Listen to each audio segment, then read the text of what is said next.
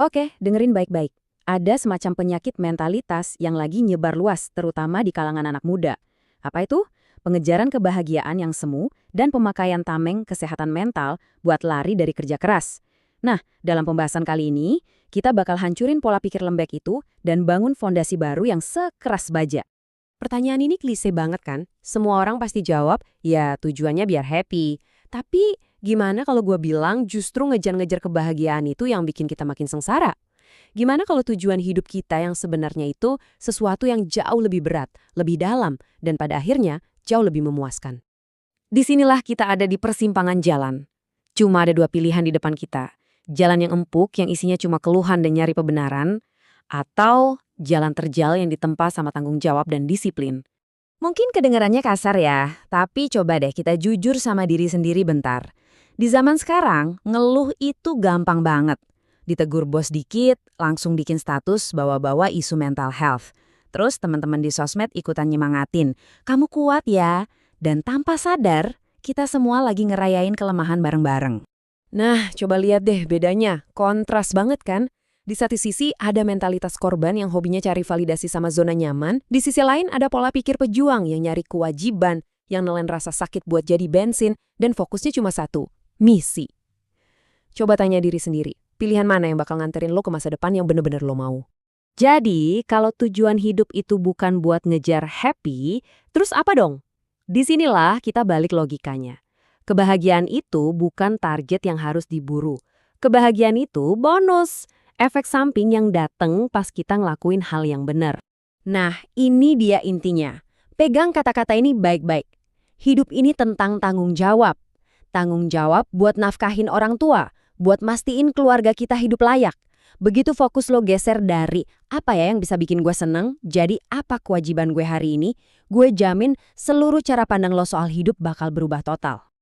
Dan definisi ini nangkep semuanya dengan sempurna. Inilah kebahagiaan yang sebenarnya.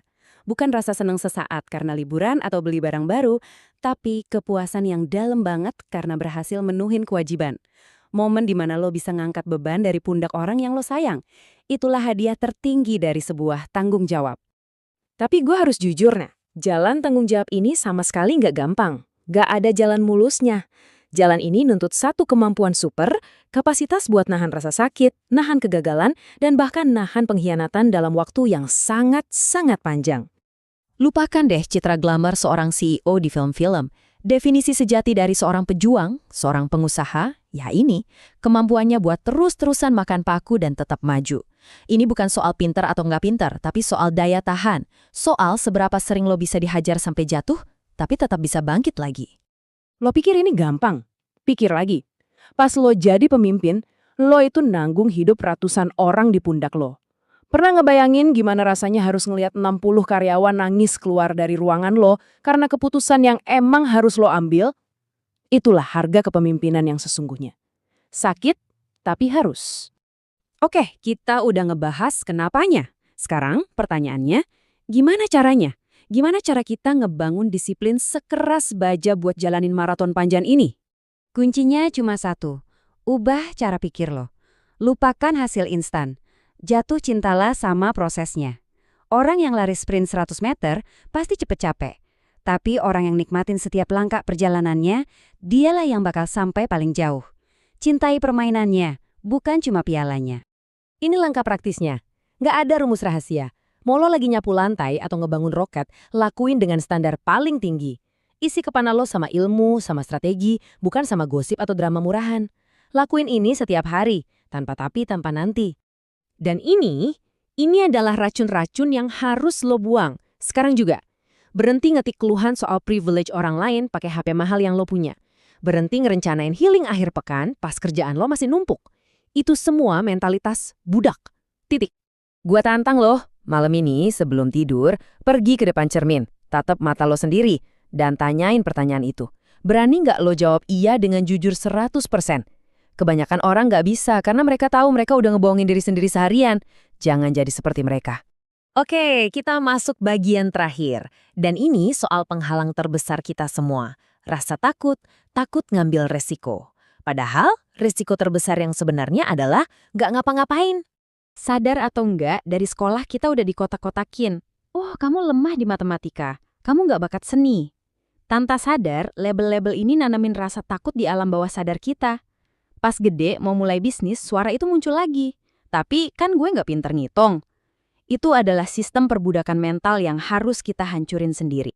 Coba dilihat perbandingannya. Jelas banget kan? Resiko nggak bertindak. Itu jaminan kegagalan 100%. Hidup lo dijamin gitu-gitu aja, dan lo kalah bahkan sebelum mulai bertanding. Resiko bertindak? Ya, ada kemungkinan gagal tentu aja. Tapi ada juga kemungkinan buat menang besar. Setidaknya lo masuk ke dalam arena. Pilihannya cuma dua dan jelas banget.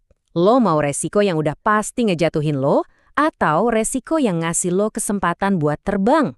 Jawabannya ada di tangan lo. Mulai hari ini, coba aja dulu. Urusan berhasil atau gagal itu nanti. Yang penting, gerak. Dan tutup pembahasan ini dengan nanemin pola pikir ini dalam-dalam di kepala lo. Mungkin orang lain punya privilege, lebih pintar, atau lebih berbakat. Biarin aja. Satu-satunya hal yang bisa lo kendalin sepenuhnya adalah etos kerja lo. Jadilah orang yang kerjanya paling keras di ruangan manapun lo berada. Dengan mentalitas ini, pada akhirnya, lo nggak akan terkalahkan.